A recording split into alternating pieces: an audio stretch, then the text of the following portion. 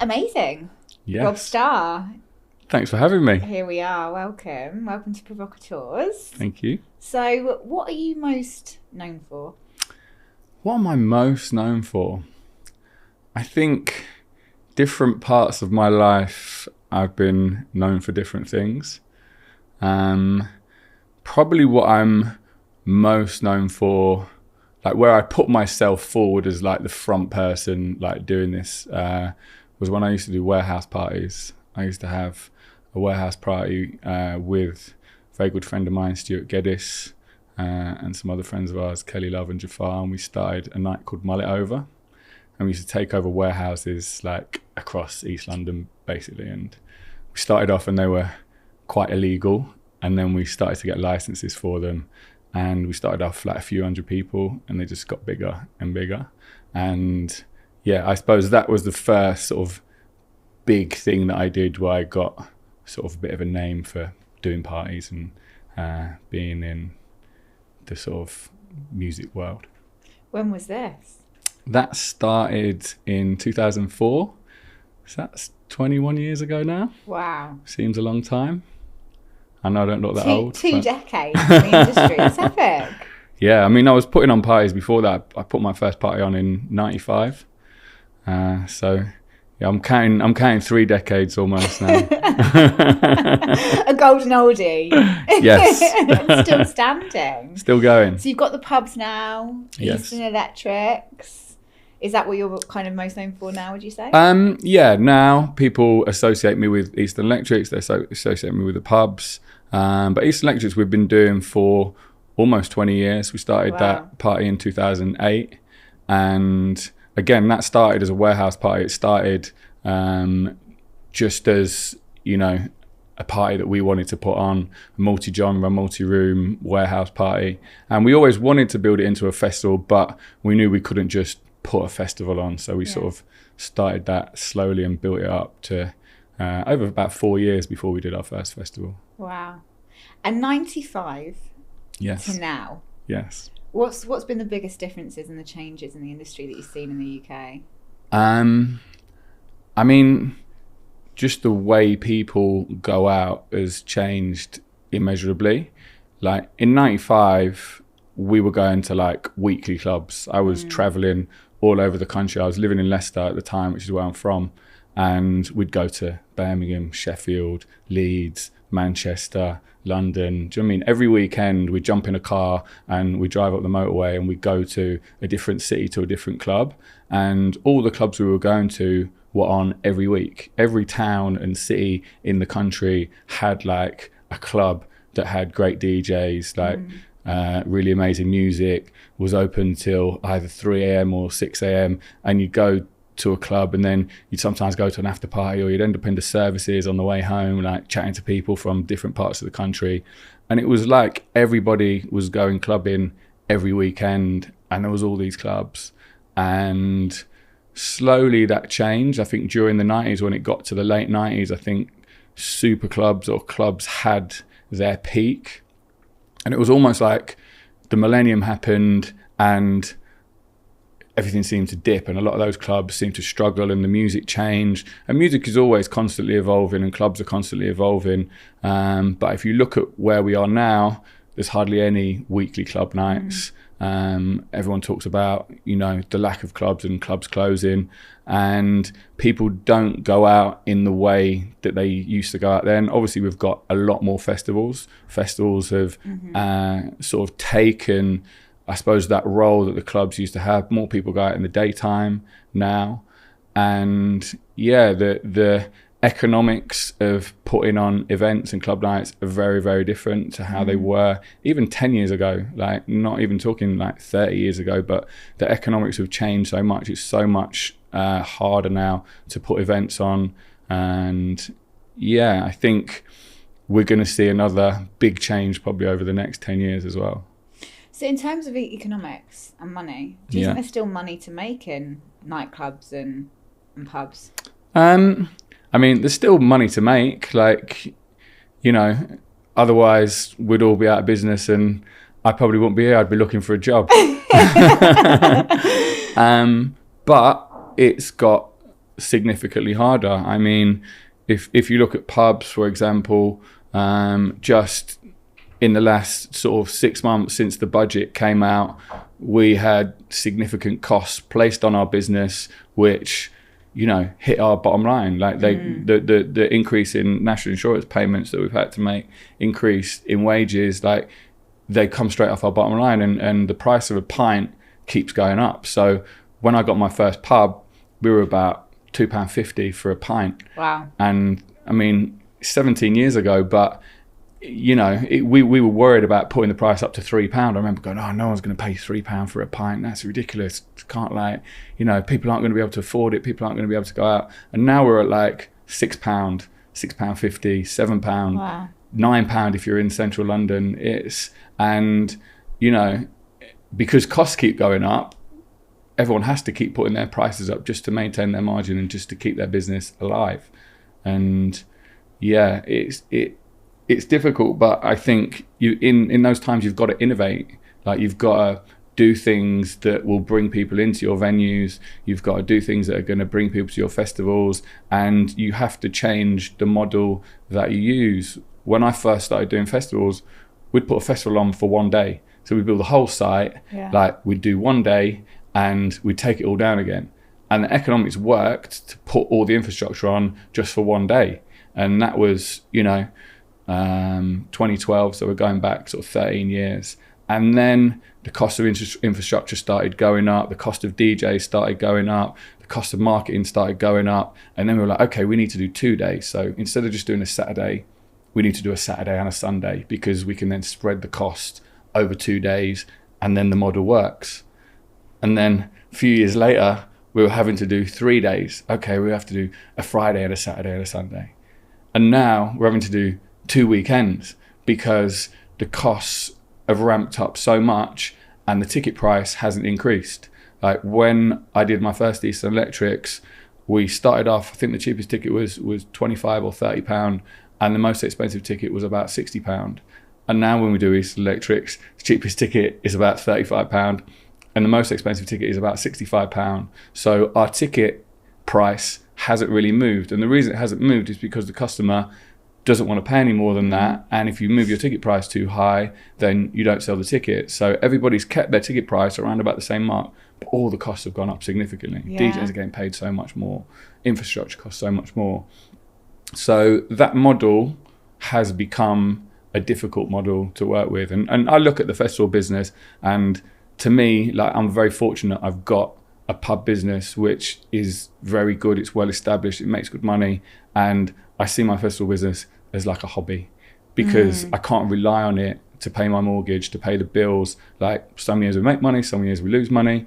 And, you know, if that was my sole way of earning money, then yeah, I probably won't be able to pay my bills and pay my mortgage. And I'd live a very fraught life, thinking, oh, am I going to make money this year? Like, you know, is it going to rain? And am I going to, like, you know, the bar take's going to go down because, you know, it's chucked it down with rain all day. It's a very precarious business. And do you think, like, customers and people come, because obviously there's festivals coming all the time. There's like new festivals every year. It is a growing part of, I think, our industry. Yeah. Why is it growing if margins are this tight? Because people want to put on parties. Like, it is a really great industry to be in, because, you know, there's no better feeling in the world than putting on an event and being on the stage and looking out at like 10,000 people going crazy when, you know, Jamie Jones drops like the last track of the night, and, you know, you're there and you've got goosebumps and you're thinking, I created fucking did this. It's an ego thing. Do you know what I mean? It's like, it very much like goes, like, this is amazing. And it's a buzz. Do you know what I mean? And I used to talk about it to one of my old business partners for Eastern Electrics, and we would talk about it like an addiction. It is a bit like an addiction. You get addicted to that feeling of, this is amazing, I've created this, and it's like a beautiful thing. And, you know, there isn't many jobs that you can do where you get that level of job satisfaction, but those highs also come with the lows, because you could lose hundreds of thousands of pounds if you don't sell the tickets, or if, you know, the other year we sold out Eastern Electrics, and then there was a train strike, and we had to spend 130 grand hiring, you know, thousands of buses to take people to and from the site, putting on extra security. And, you know, it went from a show that was going to make really good money to a show that pretty much broke even. And that was completely out of our control. We had nothing, there was nothing we could do about that. The train strike was announced like literally 10 days out from the show. And, you know, the show must go on. You have to make it happen. But that's, you know, how precarious that business is. And I think people want to get into putting those events on because people want to be involved in the industry. It's a fun industry to be in, and it is very rewarding when it goes well. I think people in our industry, we love connection and we love creating the experience, right? And that's why we're in it. Would you say it's more chaotic than other industries, and there's a certain type of person that gets attracted to this industry and stays? It's definitely more chaotic, and let's be honest, most people don't start out putting festivals on. Most people start small. They start a small brand, they build it. It might be friends and friends of friends. That grows. They start putting on bigger parties. Their brand grows, and then they go, okay, like I want to take this into a field. I want to take this into a larger scale arena. And, you know, most people who start on that journey of putting on a party are party people. Like, you don't put on a party and you don't have that connection with, you know, 100, 200 people to start your party unless you enjoy going out and you enjoy everything else that entails. So, yeah, it does tend to attract those, you know, maybe more rogue characters. And then all of a sudden you've gone from putting on a party for like 300 people, 400 people, 500 people to putting on a festival for 10,000, 12,000 people. And you know, the level of professionalism and attention to detail that you need from putting on that small party to putting on a large scale event is, you know, worlds apart. And I think our industry has professionalized significantly.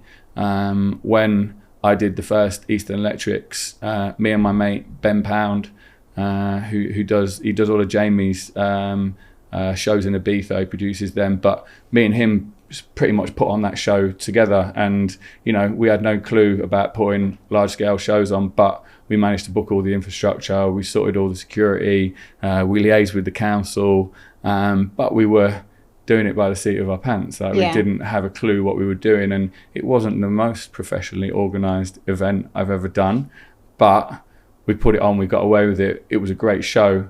But since then, you know, we've had to get proper companies on board to help us with health and safety and to help us produce the infrastructure. And it's definitely come on leaps and bounds to where we were when we first started putting events on. Yeah, and I guess, have you seen changes with the way that the government supports our industry over the years? I mean, I still don't think the government really supports our industry.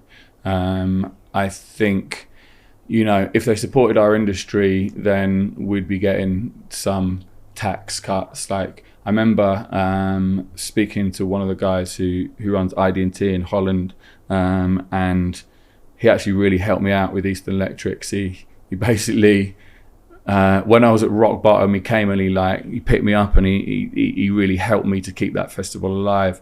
And I remember showing him my budget, and he was looking at all the costs, and he was looking at the rate of VAT we were paying. He was looking at how much we were paying to like hire the sites, and he was looking at basically the taxation that we were facing in the UK. And he was like, yeah, in Holland we have a special like reduced rate of tax for events, because they wanted to stimulate that economy. And the Dutch festival market became one of the biggest festival markets in Europe because the government helped them to stimulate that economy. They helped events to succeed and thrive and make money, whereas our government just put obstacles in the way. And whether that's licensing, whether that's you know, red tape that we have to jump through, or whether that's the taxation regime, it's, you know, it's not supported. I don't think hospitality is supported, and I don't think festivals are supported. And if the government wants those industries to thrive, then, you know, they need to help them out. Yeah, I mean, we were just talking before we started the pod about Malta and the way that government is supporting our industry. They've released a whole cultural fund. Sounds quite similar to the Dutch market as well. But what that's doing with UK brands, and a lot of UK brands are going over to Malta and throwing their parties out there. And would you say that's, how do you think that's going to impact the UK? If we've got this buzzing festival culture, do you think it's going to decline? Where do you see this going in 10 years?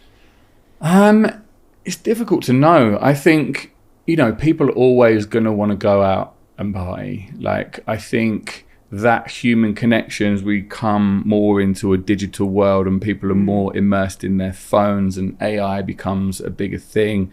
I think people are going to crave that human interaction, and I think you can't take that away from people. I don't think there's going to be a point where people are just totally immersed in the virtual world. So I think festivals, clubs, pubs, bars, they provide that opportunity for people to interact. So I don't think they're going to go anywhere. But if people can't make money, or if people find it hard to make money, then, there's going to be less and less people that take that risk or take that opportunity to put these events on. And also, the standard events will decline, because if you aren't focused on the creative elements of the show and you're just trying to make sure that the event doesn't lose money, then the creative aspects go. The events don't become as fun. I remember we did Eastern Electrics, I think it was maybe 2018 or 2019, and we built a swimming pool. Do you know what I mean? And I look back on it now and I was like, what was I thinking building a swimming pool? And it cost a lot of money. It cost like 50 grand or something. And it was a big proper swimming pool, and we had a pool party in there. And I think Ibiza Rocks came over and did it with us because we wanted to recreate the pool at Ibiza Rocks. And, I would never do that now, because I just haven't got the cash to invest into the production side to go, let's build a swimming pool. And that makes your events much less interesting to go to. And maybe people then do go, oh, well, let's go to Malta, or let's go to Croatia, or Albania's becoming let's go to Albania. And and especially if those countries are subsidizing those events in a way, or giving promoters a reason to go over there and helping them out financially to put those events on, you will see people move away. And then you're taking that money from our economy and you're putting it into the Maltese economy or the Albanian economy. So I think the problem is, that's the thing with the government, they're very short-sighted, and they just look at our industries as like cash cows, where they can just keep taking taxes, but not ever putting anything back in to help the industry thrive. Yeah. And would you say that consumer behaviour has changed a lot? I mean, I think back to, I'm 36, when I was 19 I went to uni in London, and you think about the amount of clubs that there would go out 4 or 5 times a week. Yeah. We don't really see that anymore. What do you think's happened with this younger generation, the digital age and spending? I think the big thing for me was when things shifted from night to daytime. Like, I was always about, all my parties were always all night. And I was like, if you're putting a rave on, it should be all night. I wasn't really sold on this daytime thing. And I didn't even the first festivals that we did. The second year we did Eastern Electrics, we had it all weekend, all night, and that's how I wanted the festival to be. And it was probably then, that was 2013, and I realised actually the audience probably don't want that. We were camping, a lot of them had gone to bed by 2, 3 in the morning. It was only the hardcore that were still up at 6 or 7, and obviously it costs you a lot more money to put something on and secure it all night, to get the license to go all night. It comes fraught with more issues, and I was like, maybe the audience don't actually want this. And then the following year we went back to doing a daytime event, and it cost me much less money, and the audience were happy to have that event during the day. And I think that was a big shift when that happened. And I just think now, people are more health conscious, they're more financially conscious. Probably if you go back to when you were at uni, you weren't paying £1,000 a month to live in a room in a house share. Do you know what I mean? A significant amount of people's take home money from where they're working goes on their rent. And then, you know, they have to pay their bills and they have to eat. And so people don't have the same amount of disposable income to go out that amount of times. People also, you know, they're more interested in doing yoga, going to the gym. And I think that is great. I think it's great that people are a bit more health conscious. And, you know, when we look back, or when I look back and I was going out 3 or 4 times a week, I wasn't the most healthy person in the world. I wouldn't have changed it. I wouldn't have changed anything. No, I don't regret anything that I did. And I think, you know, I've met some of like my best friends like on the dance floor, and people I'm still really good friends with now. And yeah, I've got 1,000,001 amazing stories from those times. So yeah, I wouldn't have changed it for the world. But, you know, times are different. Like we live in different times, and you know, that is the reality. Can't even remember what the question was now. No, it's good. But talking about memorable times, tell me, what's been like one of the most memorable times at one of your events? Most memorable times at one of my events?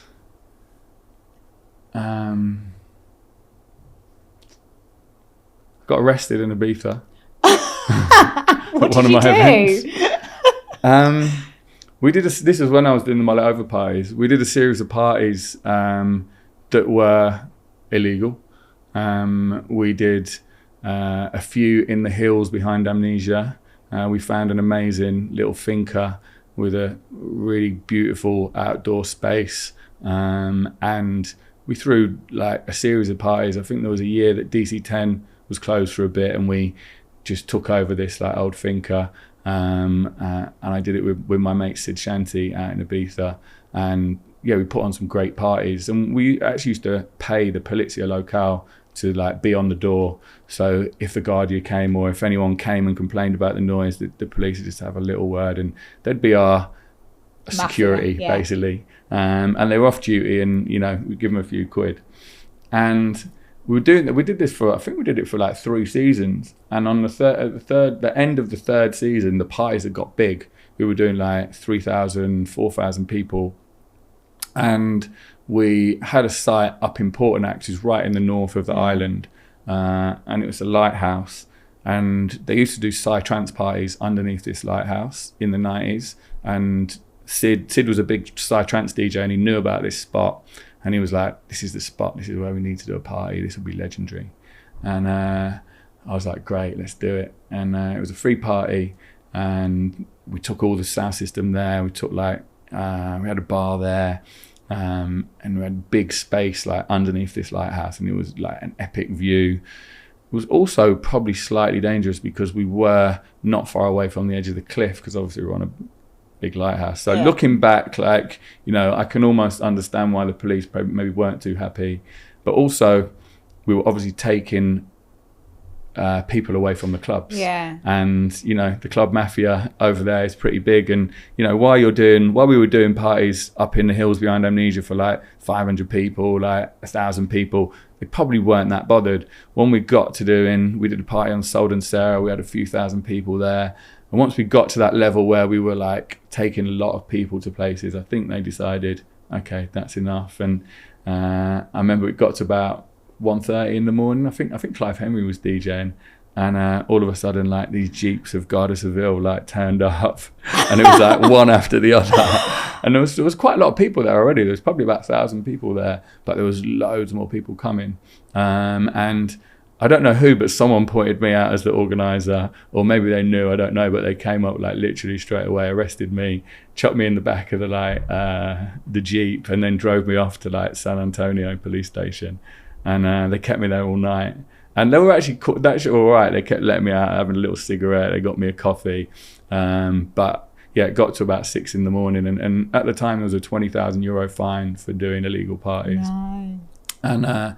And I didn't have my passport. Obviously, I didn't speak any Spanish. I was going to say I didn't speak much Spanish, but I barely spoke any Spanish. And the guy didn't speak much English. But at the end of the night, he basically said to me, look, he said, I want to go home. You want to go home. He said, don't ever come back to this island and do any parties like that again. And you didn't? And I didn't, no. We actually went back to a club the year after. We went to Sankey's, which Dave Vincent was doing at the time. And yeah, we knocked the illegal parties on the head. You learned your lesson. But yeah. That's an experience. It was an experience, yeah. And also, like, they let me out. I had no money on me. Had to hitch a lift to Pasha. Got into Pasha, like, blagged on the door. And I had to find someone who, like, could give me some money in there. And I knew I'd find someone in there to, like, sort me out. I got home, and I think I finally got home about midday. And, like, all I wanted to do was go to bed. And my mate Sid called me. And he goes, the generator's gone missing. And we'd borrowed a generator off a German guy who used to do all the Cocoon after parties. And generator's worth quite a few, worth like 20 grand, 30 grand or something. And he just lent it to us. So Sid was freaking out because we'd lost this generator. He goes, someone's stolen it. I was like, no, you can't even move these generators. They're so heavy. Yeah. And we had to put it in the back of this van. And he goes, yeah. He goes, maybe they just moved it like somewhere else in the like campo where we were doing this party. And he said, come on, we've got to go and find it. And I was like, when all you want to do is go to bed. And then I had to drive up to this site and like literally search through the undergrowth to find this generator. And we found it in the end, and we got his generator back. But yeah. It's these stories, isn't it? Like, people will be listening to this going like, what? I feel like, this is a day in the life of like festival life or event life. It's literally, yeah. And like, I've got loads of those stories from putting those parties on. And I think for me, like, when I was doing those parties for like, 500 people, where we were like literally getting squatters to break into warehouses for us, or we were like renting places off like dodgy blokes in East London for like £1,000 or something, and the police were coming down or environmental health were coming down, and we were getting shut down. Like, that's like where the joy for me comes, and that's where a lot of the stories come, is when you're doing something for the love of doing it and just because you want to put on an amazing party. Yeah, and it's that feels really authentic, and we look at places, we've spoken a lot about like Dubai and places like this, and even some of the way that mainstream culture has gone. Do you think as a whole the industry is losing this kind of grassroots, raw, authentic nature?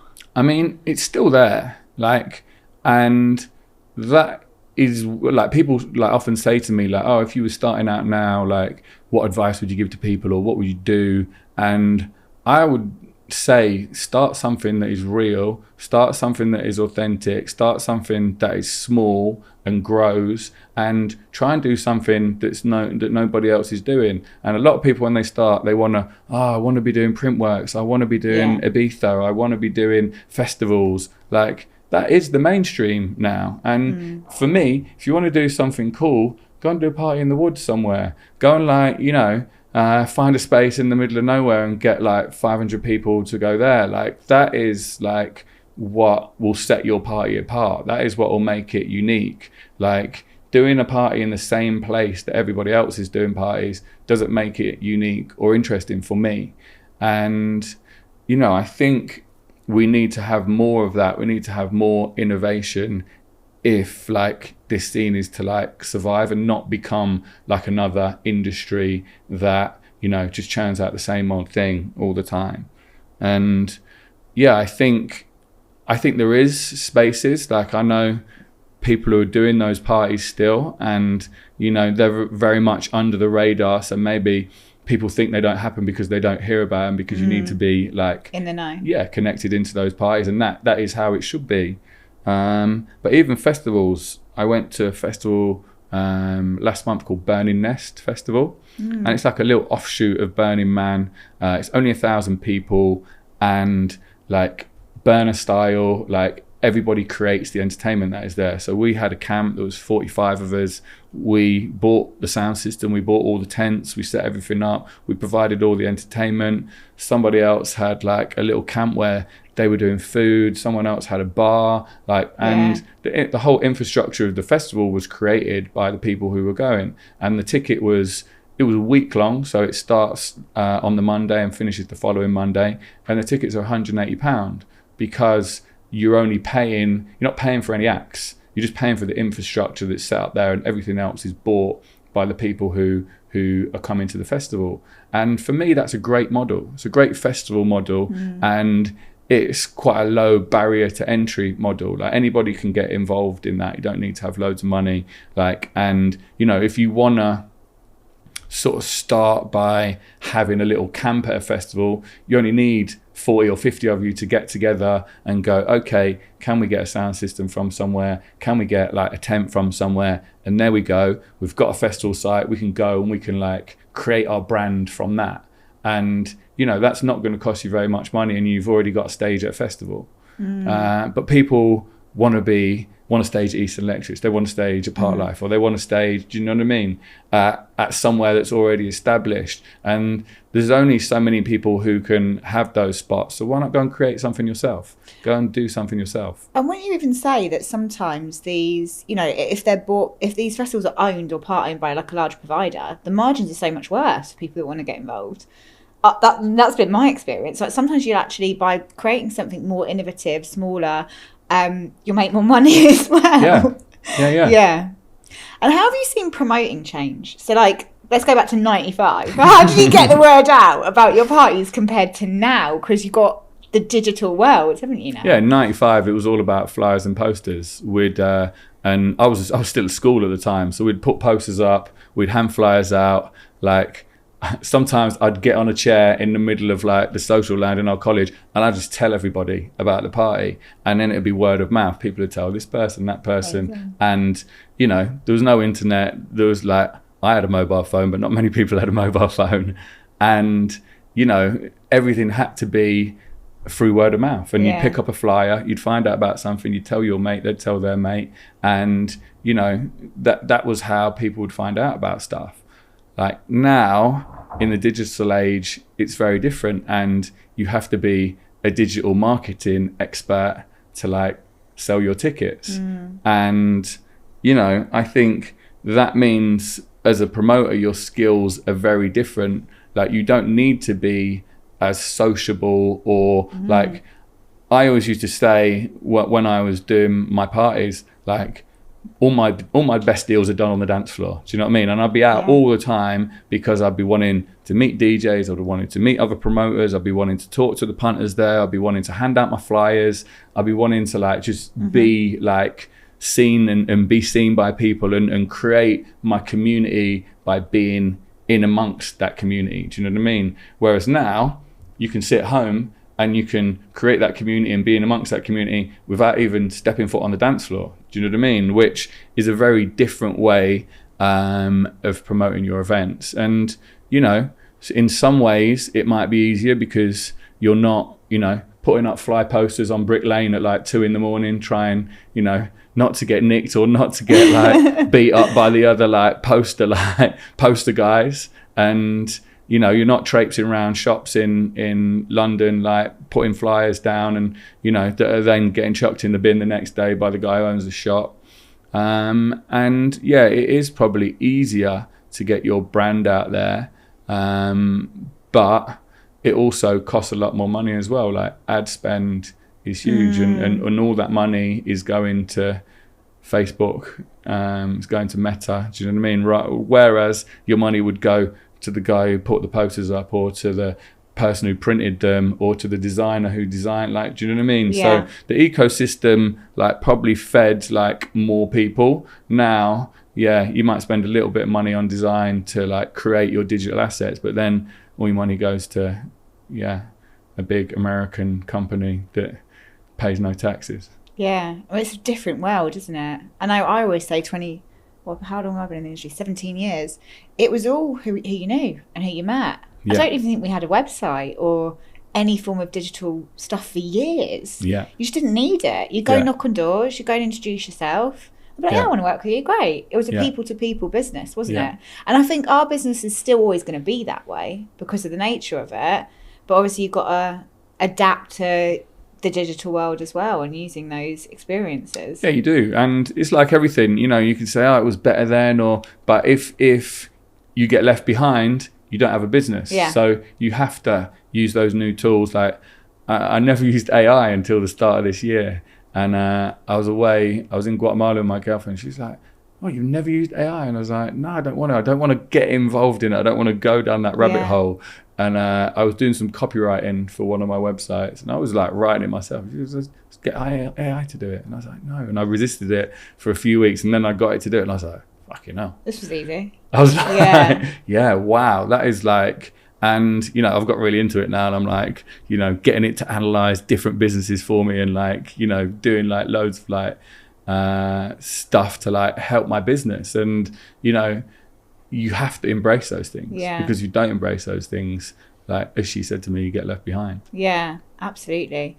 And I've seen you be a bit more present on social media lately, which I'm really enjoying. I think it's super cool. And I watched this reel that you did where you talked about your ayahuasca journey. Tell us about that. The reel that I did, I was actually talking about a shamanic journey where I wasn't taking ayahuasca on that one, but yeah, I think I took ayahuasca for the first time maybe like 2008, 2009, and what if someone doesn't know what ayahuasca is, just in case? Okay, ayahuasca is a hallucinogenic brew that comes from the Amazon, that was originally used by a shaman to, like, you know, help people, and the story I got told was that it was actually the shaman that drank the brew, and then he would find maybe cures for people, or he would get messages or visions that would help the people in his tribe. Someone might be ill and he'd find out what was wrong with them, or someone might be having a problem and he'd be able to like help them to get cured. And yeah, probably in the last 20 years or so, it's been increasingly used by Western people to, I suppose, get a deeper insight into themselves, or to sort out some of their own issues.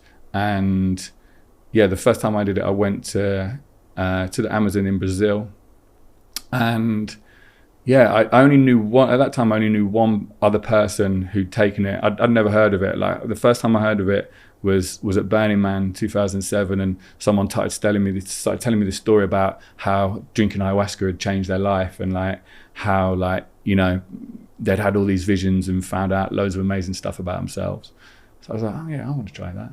And it was sold to me almost as a quick fix. Like, if you've got issues in your life, don't need to go for like 3 years therapy. You can just go and drink ayahuasca and it will just sort all your shit out. And I was like, I'm sold on that.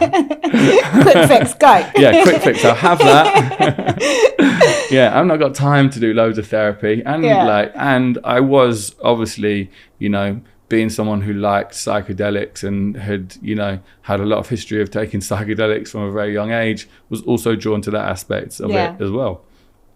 And I got there, and the first night I drank it, didn't work. I drank like 3 cups of ayahuasca, and there was 4 people doing it with us, and everybody else was like having some amazing time. One guy was talking to God, like another woman was like screaming and like, you know, almost like convulsing. Another lady was like almost like orgasming, and like when she was like, and I was there going, nothing, like not feeling anything here.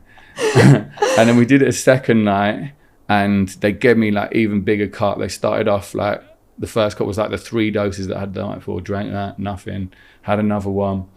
And I was like, it just doesn't work, does it? Like, I've paid all this money to come to like Brazil to sort my issues out, and it's not even working. And the shaman who I did it with, she took, I went back for a 3rd cup. I was like, I need another one. And she went, I'm not giving you another one. I was like, why? She goes, come with me. And she took me into the bathroom. She goes, look at your eyes. And my eyes were like massive. Do you know what I mean? Like, she goes, the medicine, she said, is working. She goes, it's working. She goes, your brain is like stopping it. It says your mind is like controlling the experience, and you're not letting go. You're not allowing yourself to, like, you know, have the experience. And she said, I'm going to give you something that your mind can't control. And I was like, okay. And she says, you might hate me after I've done this. She goes, you might think I'm the worst person in the world. She goes, because this could take you to your, like, the darkest place in your life.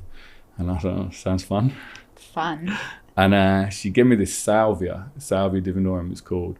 And the salvia basically can take your consciousness out of your body, and it can take you to a dark place. But as she explained to me, she said, your consciousness will return and you'll be back in your body, and your body then will know it's safe for your consciousness to leave your body, and you can have the ayahuasca experience. And she gave me this salvia to smoke, and I remember I was laid down on this couch, and I smoked it, and she said, you got to hold it in. Smoked it, held it in, like, and I don't even remember blowing the smoke out, and like it took me back to like being in my back garden when I was a little kid, and I was there in my back garden underneath the washing, and I was like, fucking hell, what's going on here? And like I was there like only for like, I had no conception of time, but all of a sudden like something stamped on my head, and like then I was back in the room, and like I wasn't on the couch anymore, I was on the mid of the floor, and people were holding me down, and I was like, fucking hell, what went on there? And you know, she said it takes you back to a traumatic like part of your life, and there was an incident where I'd like broke my sister's toe in the back garden, and everyone was screaming at me. Do you know what I mean? And I think it took me back to like to that sort of time. And then I drank the ayahuasca like the next night, and I think because I'd allowed myself to go, then I had a really beautiful ayahuasca journey. I was meeting bird-headed people. They were telling me about my relationship with my mum and my dad. Like they were talking about me taking cocaine, and like I pretty much after that stopped taking cocaine. And that was like definitely a life-changing thing for me. It helped me with my relationship with my parents. Helped me, I think, to be a better boyfriend. Like it gave me a lot of insights into my life and where I needed to change things. And you know, it wasn't like people say, oh, it can be really life-changing. I don't think I realized at the time, like, what had happened, because the things that it put in place definitely, like, set me on almost like a different path. It was like I was going one way and it sent me, like, another way, but in a quite subtle way. Like, it wasn't like my life changed, like, overnight, but it sent me on a different path. That's fascinating. So I'm going to ask you what it did for your work, but I think that's a lot of like the spiritual practice, isn't it? A lot of people kind of look at it and go like, what is that? Or I have like an intuitive healer, and people are like, why do you go see an intuitive healer?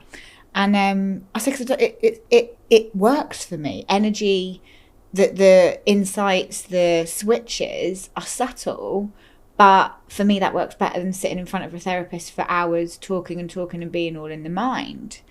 What did it do for your business, if anything?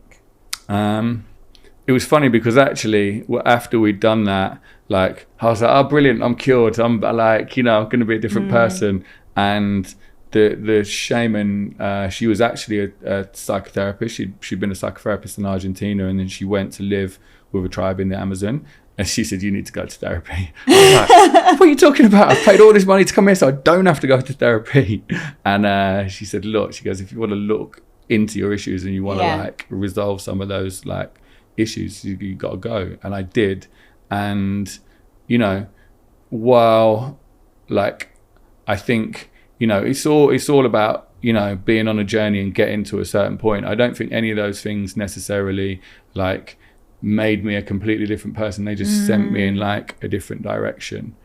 And I think as far as my business was concerned, I think not taking coke really helped me as an entrepreneur with pubs, because I'd seen so many people before me who had bars or clubs, and you know, I'd go to their bars or clubs, would be in the office, everybody would be snorting coke, like then the staff are snorting coke, and then all of a sudden you've got this place where everybody's just like on it all the time. And then, you know, because the boss is doing it, like nobody can tell anybody not to do it. Like, and I was quite lucky that pretty soon after I got my first pub, I stopped doing that, and that meant I was able to run that business like a business rather than run it like an extension of my, you know, going out circle, which a lot of my friends who had venues did. And I don't think you can run a business like that. You certainly can't run it as well as you can if you're not doing that.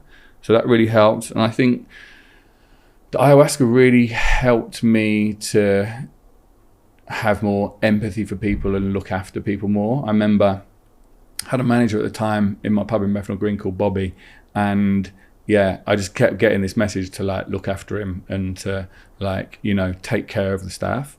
And that's one thing like that I've always tried to do with my business, is take care of the people that work for me, because without those people, you haven't got a business.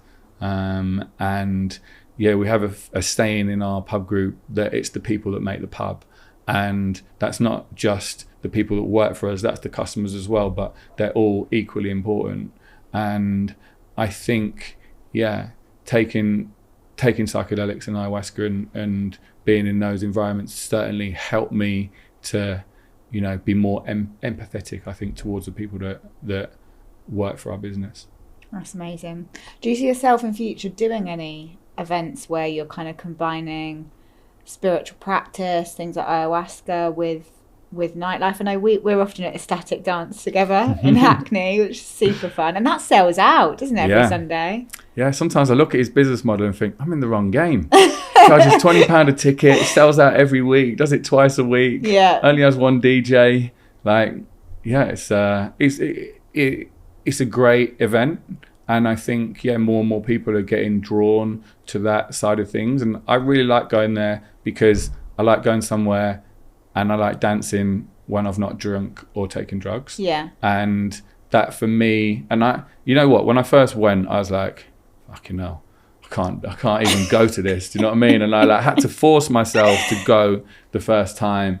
And I sort of I was very judgmental about the people that were there. And I was like, oh, this isn't for me. Do you know what I mean? And I was and I went a few times, probably about 3 years ago, maybe a bit more than that. And I didn't really vibe with it. And I was like, it's okay, but it's not really my thing. And then I went to Thailand. I was in Thailand on Koh Phangan a couple of winters ago, and they have really amazing ecstatic dance there. They've got one in a pyramid that they do every Sunday, which is just, it goes off, and people there are really great. The music's really great. Everyone who's there can mix properly, and I was just like, okay, I get what ecstatic dance is now. I didn't really get it when I went to those first few times in London. And they also had another one there, which was around a fire, and they had a sauna. And I think when I really got into ecstatic dance in London was when they had the sauna. And when the sauna first opened, it wasn't like it is now, where you can't get for love nor money, you can't get a slot there unless you book it 3 weeks in advance. So you could go to dance and then you could do sauna after. And I really like that combination. And almost the sauna drew me back into going to the dance. And then I think, I lost my judgment of other people, and maybe the insecurity of myself of being able to dance without the crutch of having a beer in my hand, or the crutch of taking something that makes me feel I'm more able to move my body. And now I'm so glad I don't have those inhibitions anymore, and I go there and I love it, and might have a little bit of cacao maybe but I don't feel the need to go out and do anything to dance, which I think is really important. I love it. I think I was first introduced to ecstatic dance in Ibiza when I was living in Ibiza a few years ago, but I find it a massive emotional release. I just think when you're not drinking, when it's not posy, when everyone's not got the phones, or you're not concerned about how you look, or going to get the next drink, or who's playing as a DJ, you tap into your own body, tap into the music, the energy of the other people. I find it really cathartic and releasing. I always come out on a high. I see you having emotional release. I'm I want to do that. I want to be releasing like that. Sometimes I cry, I laugh or something, but I get well involved. I love it. Yeah. Do you think you're going to bring any of these that kind of stuff into any events in the future? We have done, actually. At East Electrics, we had my friend Kim Booth, who does a party called Cosmic Pineapple in Ibiza. Oh, yeah. We had her come and do her Cosmic Corner. And she did it a few times at Eastern Electric. She'd bring her tent, and she'd be doing all cosmic stuff in the tent, where she might do tarot cards, or she might do some sound healing bowls, or some sound things. And it went down really well. It was a little bit of there was people going, what the fuck is this? What's going on here? And but it introduced those people who'd maybe not heard of that side of things, or not experienced it, and some people are really into it. And I think she provides a really vital role of crossing people who are into clubs who might not be as into that sort of spiritual side, if you want to call it that. And she has a great gateway between the two worlds. I think for me, I